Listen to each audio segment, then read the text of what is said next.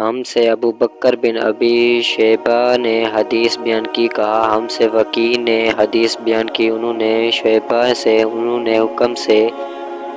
انہوں نے عبد الرحمن بن ابی لیلی سے، انہوں نے حضرت سمرہ بن جندب رضی اللہ عنہ سے روایت کی، اسی طرح ہم سے ابو بکر بن ابی شیبہ ہی نے حدیث بیان کی، کہا ہم سے وکیع نے حدیث بیان کی، انہوں نے شعبہ اور ابو سفیان سے، انہوں نے حبیب سے، انہوں نے میمون بن ابی شیبہ سے، اور انہوں نے حضرت مغیرہ بن شعبہ رضی اللہ عنہ سے روایت کی، دونوں نے کہا رسول اللہ صلی اللہ علیہ وسلم نے یہ فرمایا تھا۔